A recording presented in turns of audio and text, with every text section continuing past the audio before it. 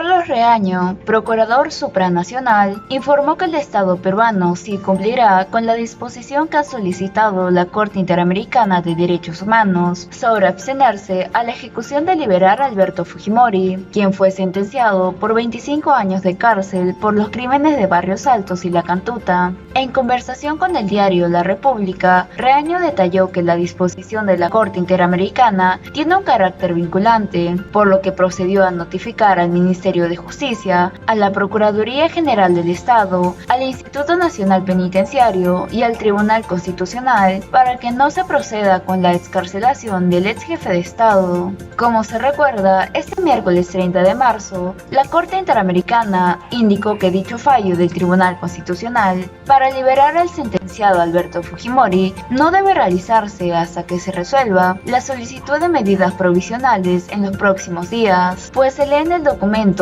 emitido por el órgano internacional lo siguiente: el Pleno de la Corte Interamericana de Derechos Humanos decidió el día de hoy, miércoles 30 de marzo, requerir al Estado peruano que para garantizar el derecho de acceso a la justicia de las víctimas de los casos de Barrios Altos y La Cantuta, abstenerse de ejecutar la decisión del Tribunal Constitucional para ordenar liberar a Alberto Fujimori. Cabe señalar que cuando se conoció la decisión del Tribunal Constitucional el 18 de marzo, la Corte Interamericana manifestó su rechazo ante este fallo y emitió su postura a través de las redes sociales, pues manifestó en su cuenta de Twitter lo siguiente: la Corte Interamericana de Derechos Humanos manifiesta profunda preocupación por la decisión del Tribunal Constitucional que ordena la libertad de Alberto Fujimori, afecta el derecho a la justicia de las víctimas y obstaculiza el cumplimiento de obligaciones internacionales de la Corte Interamericana en los casos Cantuta y Barrios Altos.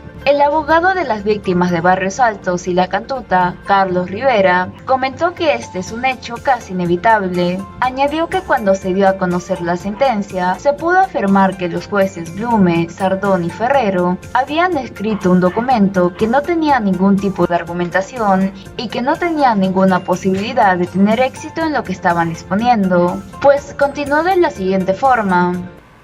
Mira, en realidad tenemos la impresión de que era un hecho casi inevitable, Tatiana. ¿Por qué razón? Porque me parece que desde el primer momento que tomamos conocimiento de la decisión del Tribunal Constitucional,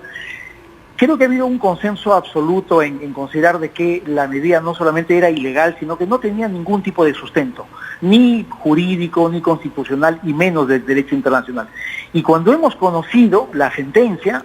recuerda que el jueves pasado salió un texto que no se sabía si era o no la ponencia del señor Blume, pero luego cuando hace un par de días se ha publicado la sentencia, hemos tomado conocimiento que efectivamente eso que se conoció la semana pasada era el texto de la sentencia. Y eso me parece que nos dio la posibilidad de poder afirmar que lamentablemente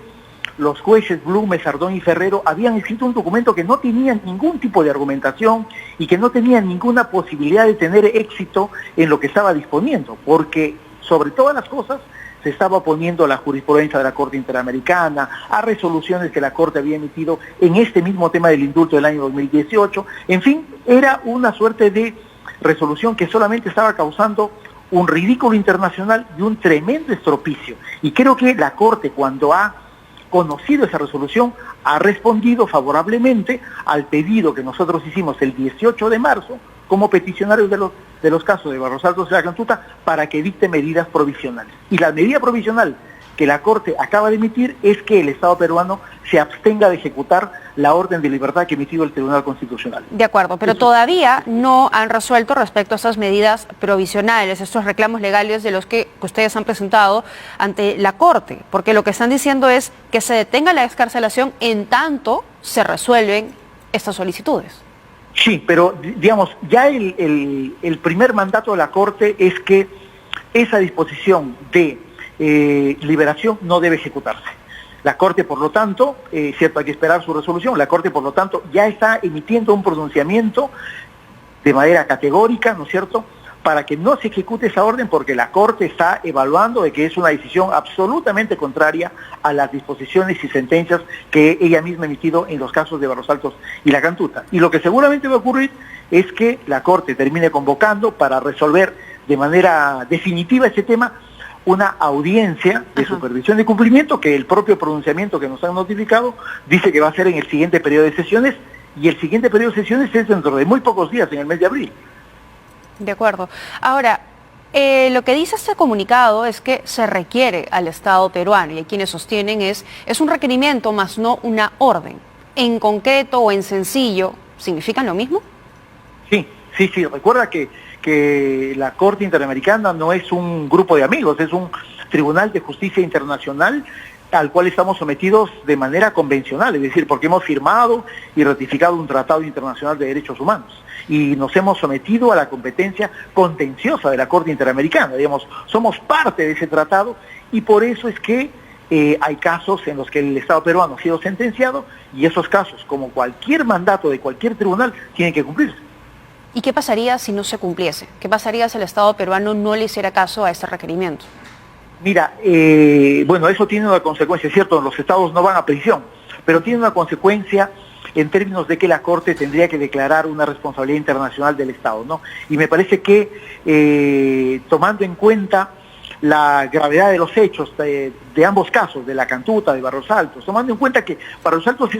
es un caso histórico dentro del conjunto del sistema interamericano,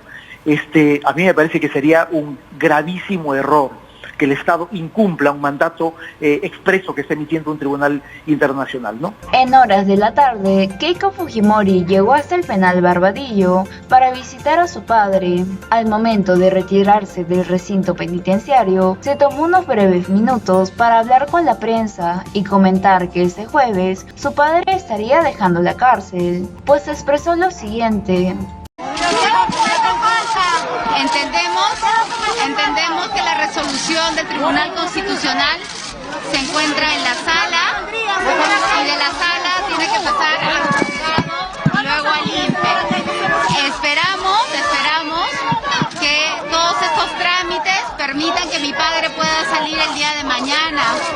Hemos conversado con Sachi, ella ha podido verlo. Y si bien es cierto,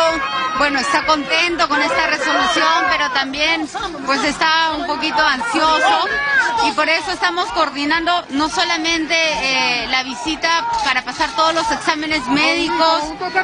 sino también que el traslado pueda hacerse en una ambulancia para tener, digamos, todos los mecanismos de precaución